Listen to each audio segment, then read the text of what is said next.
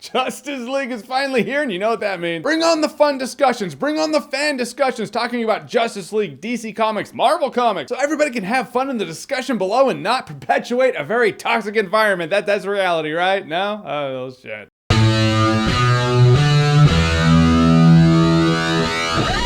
Justice League. So Justice League is directed by Zack Snyder, who still has directing credit in the credits. It's the film adaptation among the DC cinematic universe of the Justice League. The DC heroes coming together and forming, you know, pretty much DC Avengers. Or maybe the Avengers are Marvel Justice League. Perspectives, just saying. In this story, there is a villain called Steppenwolf who is coming to Earth to do, you know, bad guy things. Can't have spoilers here. So Bruce Wayne and Diana Prince, that would be Batman and Wonder Woman, have to go around and get a team together to fight this asshole so Earth doesn't, you know, die. And we've been looking forward to this, man. How can we not be looking forward to this? When the Avengers happened and started a cinematic universe and we learned DC was doing theirs, who didn't have a boner for Justice League? That's awesome. Some bumps along the way among the cinematic universe for some fans, but all in all, admit it. You're morbidly curious, aren't you? So what I liked about this movie is if there is a character that you liked in a previous movie in the DC Cinematic Universe and they're in this movie, what you liked about them is generally speaking intact. I mean, there's some character growth in this one because this movie takes place after the other movies. You can tell Batman, for one, has grown a bit. And they address that in this movie, but point is the essence of him, Wonder Woman, what you liked about her, that's intact. But the newcomers, Flash, Cyborg, Aquaman. I'm interested and curious about all their movies. I don't know if Cyborg is actually getting his standalone movie. The Flash was definitely the comic relief. There's more comedy tied in with him than most other characters. He even says in one of the trailers, he was like, I don't get into fights. I just run really fast and push people over. And when you think about the Flash, you're like, yeah, that's true. What if he goes up against someone really powerful, really fast? He hasn't dealt with that yet. But when he ran, when he was hauling ass and that speed force is coming off of him in the form of lightning, it just looks really cool. I didn't actually remember that it wasn't yellow. I'm used to it being yellow, fan of the Flash TV show, and it never once bothered me. I'm just saying people are entitled to their nitpicks. That would have been one, but it wasn't.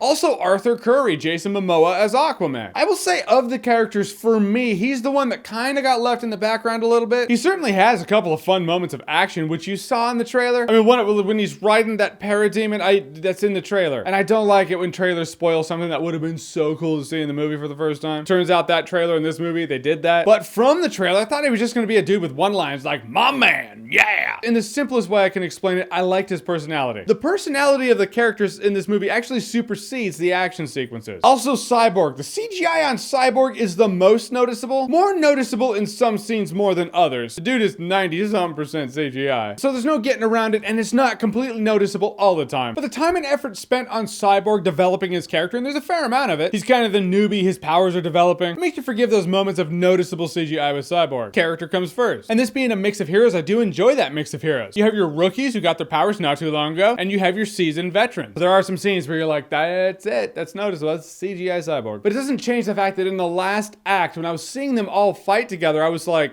the Justice League just happened. It's just really neat. It's an experience that I can say I was there. I was alive. I was reviewing movies. I was watching movies. When that happened for the first time, I was here. Now, as for the flaws, this movie was supposed to be something like 2 hours, 45 minutes, and it was recently sliced down to be 2 hours. Or I think it was the mandate was less than 2 hours. So it clocks in at like an hour, 59 minutes. And it does show, especially in the first act of the movie, this setup, you can tell it's like there's supposed to be so much more information here. Even going into the second act of the movie, though, it's more noticeable in the first act. There's even one scene where it's just like, it's done now. You're like, oh, okay. Something's missing, isn't there? So the pacing in some time blocks in the movie, it's a bit choppy. So I'm looking forward to seeing the director's cut or extended edition, special edition, whatever they're gonna call it. If it comes out on Blu-ray, it'll probably happen. Also, there are a couple of instances where they talk about certain things that, given previous movies in the cinematic universe, couldn't have happened the way they said it happened. So the chronology is starting to get fudged up a little bit. The villain Steppenwolf, I thought he was fine and functional for his part. You feel like you're dealing with the middleman a bit. You're like, okay, between the Justice League and Darkseid, I guess there's you. Can't help but have the kid inside you jump up and down and be like, I want Darkseid. But he was fine and functional when he was on screen. When he was not on screen, I kind of forgot about him. First and foremost, the point of all of it is seeing your heroes come together. And for that, I felt they did a good job with that. Steppenwolf can take a back seat if the heroes get a front seat. Guys, in the end, Justice League was a very good time for me. Though it wasn't perfect. There's some tonal issues in the movie, some pacing issues in the movie. Some of the humor didn't really land some of it actually surprisingly landed. One thing that happens in here especially cracked me up. I know that people were getting worried, like, what, Perry White's not gonna be in the movie? Lex Luthor's not gonna be a part of the plot? And when you look at it though, it's like, where would Perry White fit in here? Where would Lex Luthor really fit in here? So I'm glad they took him out. The comic book fan in me was pleased, and the movie fan in me was entertained. And I will say Justice League is a good time, no alcohol required. Yeah, as a movie, it's better than Suicide Squad, but this is why I hate ratings. All right, guys, so Justice League, have you seen it? What did you think about it? Or let's